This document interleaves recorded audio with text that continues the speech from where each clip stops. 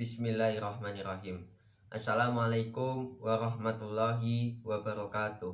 Di sini saya Hilmi Kurnia Albana dengan NIM 5311421044 dan teman saya Muhammad Alfan Fauzi dengan NIM 5311421041, Muhammad Gulam Zaki dengan NIM 5311421042, Yogi Prasetyo dengan NIM 5311421043 dan Muhammad Rafi Desdian Handani dengan NIM 5311421045 yang akan mempresentasikan hasil diskusi kelompok kami tentang metalurgi dan kimia logam. Baik, sekarang kita coba perhatikan gambar berikut. Di situ terdapat gambar metalurgi dan pengolahannya. Metalurgi berasal dari kata Yunani kuno, yaitu metallurgos, yang artinya pekerja logam, gabungan dari kata metalon dan ergon, di mana kata metalon memiliki arti logam dan kata ergon memiliki arti kerja. Untuk akhiran urgi bermakna suatu proses, khususnya proses manufaktur. Jadi, metalurgi sendiri bisa diartikan sebagai salah satu bidang ilmu dan teknik bahan yang mempelajari tentang perilaku fisika dan kimia, mulai dari unsur-unsur logam, senyawa-senyawa antar logam, dan paduan-paduan logam yang disebut alloy atau lakur. Metalurgi terbagi menjadi dua, yaitu metalurgi besi baja dan metalurgi bukan besi baja. Metalurgi besi baja meliputi cara mengolah unsur besi dan membuat logam-logam yang berunsur dasar besi. Sementara metalurgi bukan besi meliputi cara mengolah dan membuat logam-logam yang berunsur dasar logam selain besi. Ruang lingkup metalurgi ada 4, meliputi pengolahan mineral atau mineral dressing, ekstraksi logam dari konsentrat mineral atau metalurgi ekstraksi, proses produksi logam atau metalurgi mekanik, dan terakhir ada perekayasaan sifat fisik logam atau metalurgi fisik. 20.2 Proses metalurgi. Metalurgi adalah ilmu dan teknologi pemisahan logam dari bijinya dan paduan campurannya. Dalam pemulihan logam dari bijinya ada 3 cara, yaitu yang pertama persiapan biji. Persiapan biji yaitu dalam pengolahan awal suatu biji mineral yang diinginkan dipisahkan dari bahan sisa, biasanya mineral lempung dan silikat yang secara kolektif disebut gang. Salah satu metode yang sangat berguna untuk melakukan pemisahan seperti itu disebut pengapungan. Dalam proses ini, biji digiling halus dan ditambahkan air yang mengandung minyak dan deterjen. Campuran cair kemudian dipukul atau ditiup untuk membentuk buih. Yang kedua yaitu produksi logam. Karena logam dalam bentuk gabungannya selalu memiliki bilangan oksidasi positif, produksi logam bebas adalah proses reduksi. Operasi awal mungkin diperlukan untuk mengubah biji ke keadaan kimia yang lebih cocok untuk reduksi. Misalnya biji untuk mengusir kotoran yang mudah menguap, dan pada saat yang sama untuk mengubah karbonat dan sulfida menjadi oksida yang sesuai. Yang ketiga yaitu metalurgi besi. Besi ada di kerak bumi dan dalam mineral yang berbeda, seperti besi spirit, besi siderit, hemafit, dan magnetik. Dari jumlah tersebut, hematit dan magnetit sangat cocok untuk ekstrak besi. Pengolahan metalurgi besi melibatkan reduksi kimia mineral oleh karbon dalam bentuk kokas. Dan kokas dimasukkan ke dalam tungku dari atas. Semburan udara panas didorong ke atas tungku dari bawah. Itulah namanya tanur tinggi. 20.3 Teori band konduktivitas listrik. Untuk mendapatkan pemahaman yang lebih baik tentang sifat konduktivitas logam, kita juga harus menerapkan pengetahuan kita tentang mekanika kuantum. Model yang akan kita gunakan untuk mempelajari ikatan logam adalah teori band. Disebut demikian karena menyatakan bahwa elektron terdelokalisasi bergerak bebas melalui pita yang dibentuk oleh orbital molekul yang tumpang tindih. Kami juga akan menerapkan teori pita untuk elemen tertentu yang merupakan semikonduktor.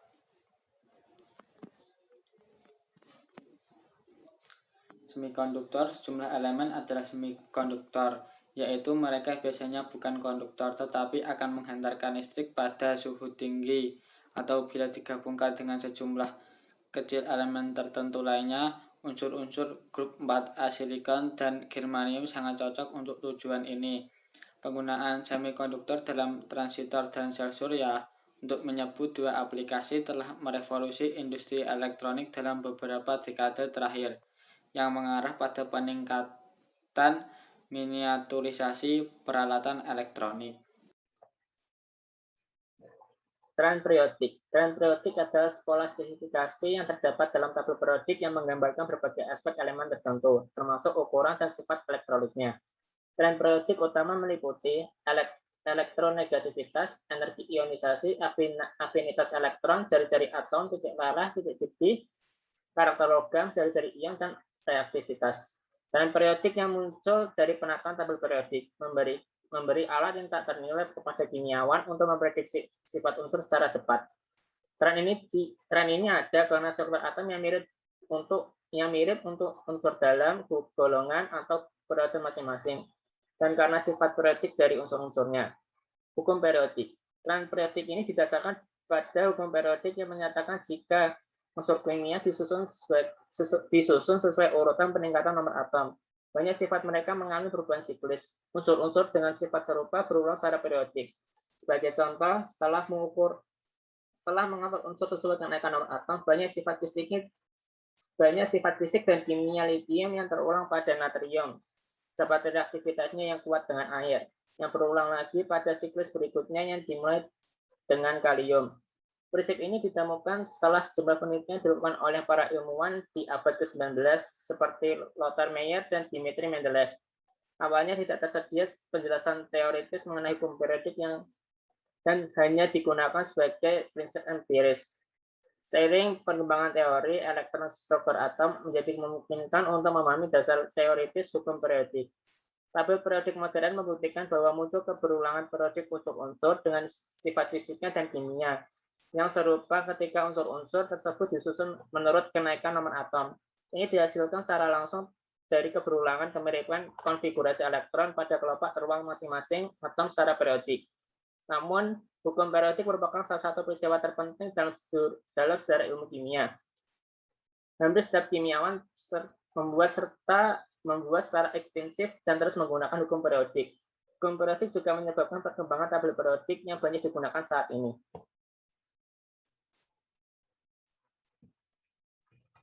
Logam alkali adalah golongan dalam tabel periodik yang berisi unsur-unsur lithium, natrium, kalium, rubidium, cesium, dan francium. Golongan ini terletak pada blok S tabel periodik karena seluruh logam alkali memiliki elektron terluar pada posisi orbital S. Konfigurasi unsur atau elektron ini tercermin pada sifat karakteristik mereka. Logam alkali menyajikan contoh terbaik sifat-sifat tren periodik dalam tabel periodik, dengan unsur-unsur yang menunjukkan perilaku homolog yang terkarakteristik dengan baik. Logam-logam alkali memiliki sifat-sifat yang sangat mirip, semuanya berkilau, lunak, logam yang sangat reaktif pada suhu dan tekanan standar, dan mudah kehilangan elektron luarnya, membentuk kadian dengan muatan +1. Semua logam alkali mudah dipotong menggunakan pisau karena lunaknya. Menampakkannya kilau permukaannya yang cepat memutar di udara karena oksidasi oleh uap air dan oksigen, khususnya lithium. Mengingatnya reaktivitas yang tinggi, mereka harus disimpan dalam minyak untuk mencegah reaksi dengan udara, dan hanya dijumpai secara alami sebagai garam dan tidak pernah sebagai unsur bebas. Cesium, logam alkali kelima, adalah logam paling reaktif di antara semua logam. Dalam tata nama UVAC modern, logam alkali mencakup logam-logam golongan 1, kecuali hidrogen yang dicantumkan sebagai unsur golongan 1, tetapi tidak dianggap sebagai logam alkali karena perilaku yang menyimpang jauh dari perilaku logam alkali. Semua logam alkali bereaksi dengan air. Logam alkali lebih berat bereaksi lebih hebat daripada yang ringan. Seluruh logam alkali yang ditemukan di dalam alam Sesuai urutan kelimpahannya, natrium adalah yang paling melimpah, diikuti oleh kalium, litium, rubidium, cesium, dan terakhir vansium yang sangat berada karena radioaktivitasnya yang sangat tinggi. Francium hanya terjadi dalam jumlah Renix, produk rantai peluruhan alami. Telah dilakukan secara eksperimen untuk mencoba mensintesis unanium atau UUE, yang merupakan anggota berikutnya dari golongan ini. Tetapi mereka semua menemui kegagalannya. Namun unanium mungkin bukan suatu logam alkali dengan efek relativistik yang diprediksi memiliki pengaruh besar terhadap sifat kimia unsur superberat. Kalaupun ternyata UUE adalah logam alkali, diprediksi akan mempunyai perbedaan sifat fisika dan kimia dengan homolognya yang lebih ringan. Sebagian besar logam alkali mempunyai banyak aplikasi yang berbeda. Salah satu aplikasi unsur murni yang paling terkenal adalah penggunaan rubidium dan cesium dalam jam atom, yang mana jam atom cesium lebih akurat dan presisi dalam menunjukkan waktu. Aplikasi unsur senyawa natrium adalah lampu uap natrium yang memancarkan cahaya dengan sifat efisiennya, garam dapur atau natrium klorida. Telah digunakan sejak zaman dahulu. Natrium kalium juga merupakan unsur esensial merupakan peran biologis utama sebagai elektrolit. Meskipun logam alkali lainnya yang tidak esensial, mereka juga mempunyai pengaruh yang beragam terhadap tubuh, baik menguntungkan maupun merugikan.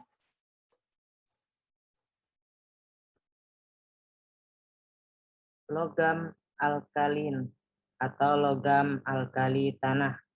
Logam alkali tanah agak kurang elektropositif dan kurang reaktif dibandingkan logam alkali, kecuali untuk anggota keluarga pertama, berilium, yang dalam beberapa hal menyerupai aluminium. Logam golongan 3A, logam alkali tanah, memiliki sifat kimia yang serupa karena mereka ion mencapai konfigurasi elektron stabil dari gas mulia sebelumnya. Bilangan oksidasi logam alkali tanah dalam bentuk gabungan hampir selalu 12. Tabel 20.5 yang bisa kita lihat ini mencantumkan beberapa sifat umum dari logam-logam ini. Radium tidak termasuk dalam tabel karena semua isotop radium bersifat radioaktif dan sulit serta mahal untuk mempelajari kimia unsur golongan 2A ini.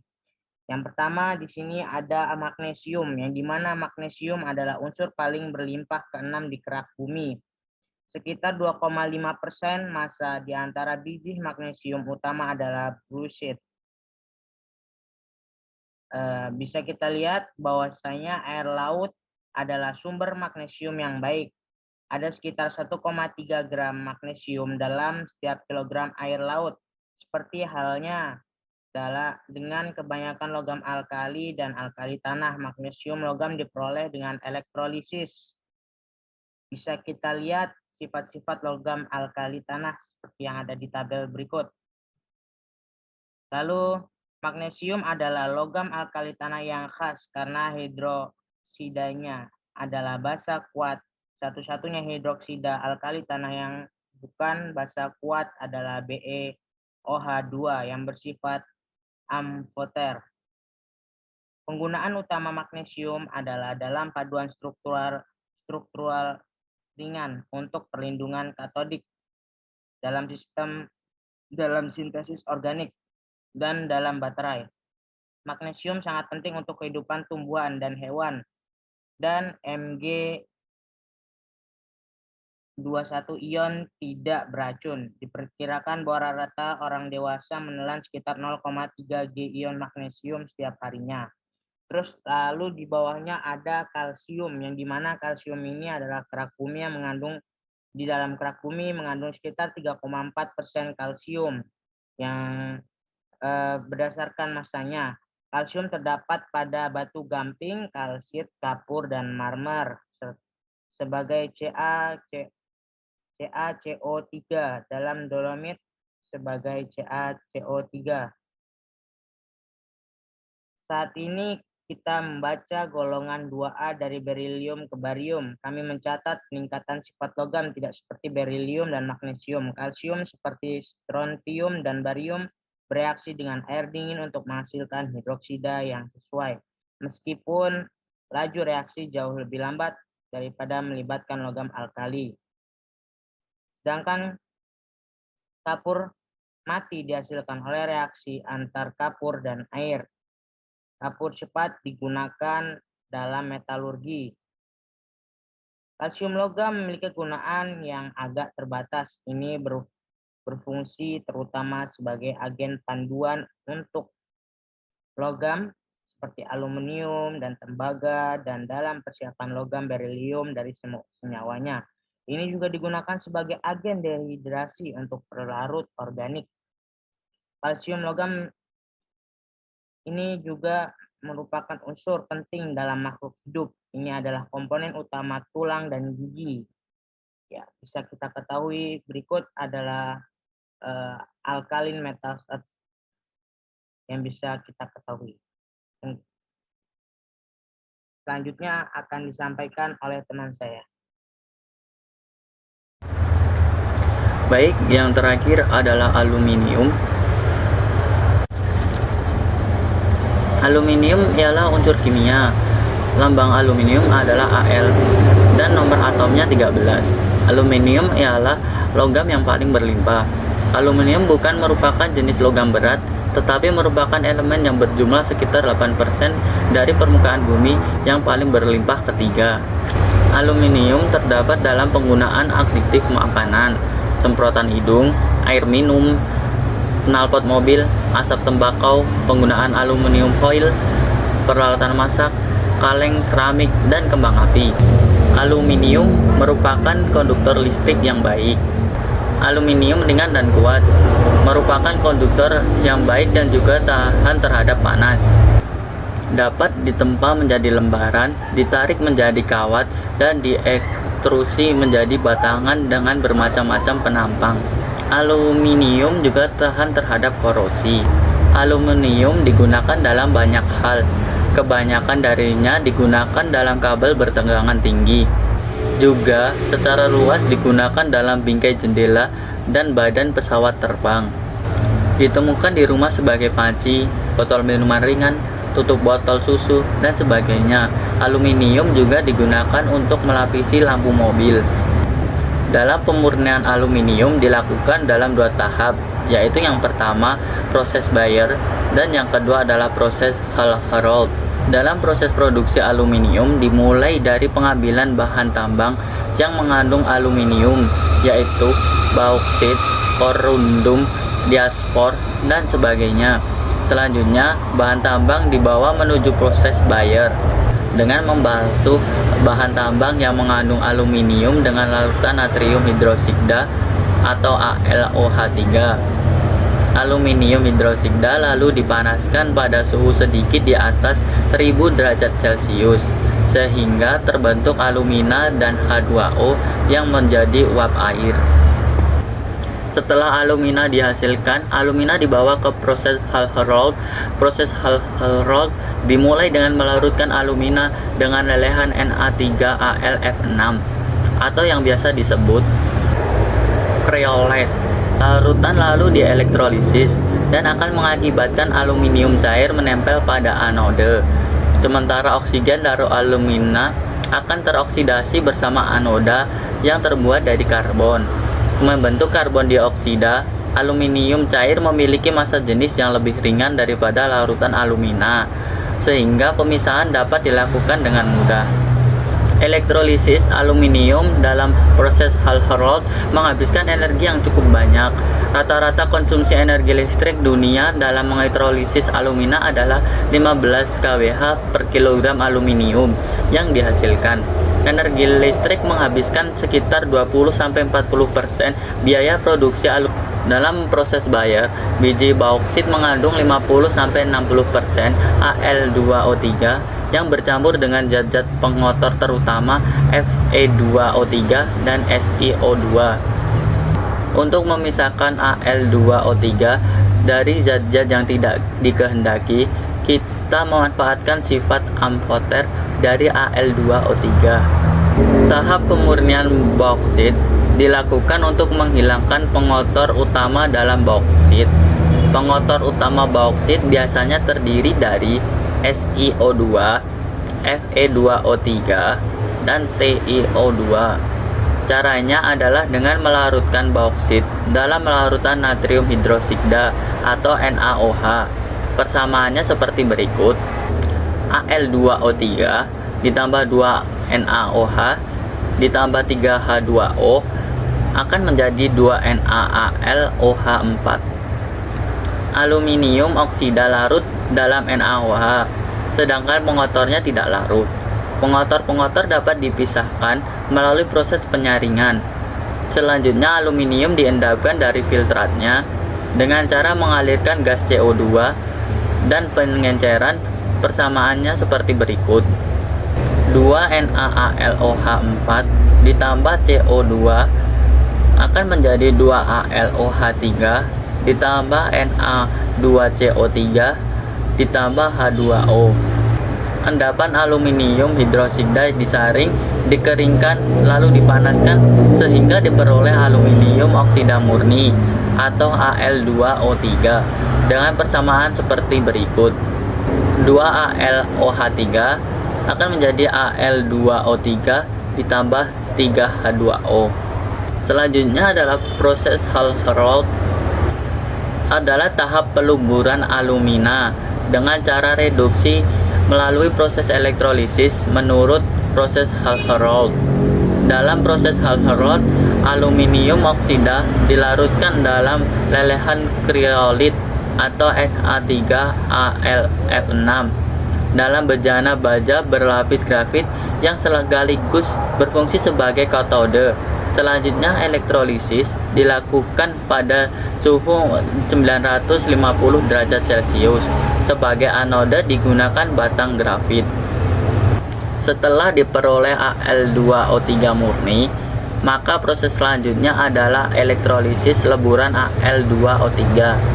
Pada elektrolisis ini, Al2O3 dicampur dengan CaF2 dan 2-8% kriolit atau Na3AlF6 yang berfungsi untuk menurunkan titik lebur Al2O3. Titik lebur Al2O3 murni mencapai 2000 derajat Celcius. Campuran tersebut akan melebur pada suhu 850 sampai 950 derajat Celcius. Anode dan katodenya terbuat dari grafit. Reaksi yang terjadi sebagai berikut: Al2O3 2Al3 ditambah L ditambah 3O2 dikurang L. Dengan anode, 3O2 dikurang L 3/2O2 ditambah 6 elektron. Dan yang katode, 2Al3 ditambah L ditambah 6 elektron 2Al. Maka reaksi sel 2Al3 ditambah L ditambah 3O2 dikurang L 2Al, L ditambah 3/2O2.